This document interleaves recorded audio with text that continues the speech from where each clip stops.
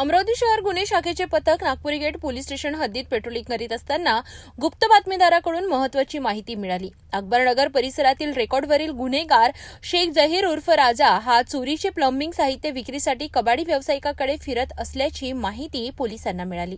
या माहितीच्या आधारे पोलीस निरीक्षक संदीप चव्हाण यांच्या मार्गदर्शनाखाली सहाय्यक पोलीस निरीक्षक मनीष वाकोडे यांच्या पथकाने 21 जानेवारी रोजी अकबरनगर येथून आरोपीला ताब्यात घेतले।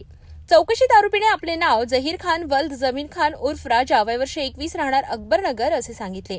सखोल चौकशी दरम्यान आरोपीने कबूल केले की त्याने त्याचा फरार साथीदार शेख अझरुद्दीन शेख कमरुद्दीन याच्या मदतीने 2 दिवसांपूर्वी सामरानगर जुना बायपास MIDC जवळील नवीन निर्माणाधीन इमारतीतून प्लंबिंग साहित्य चोरी केले होते।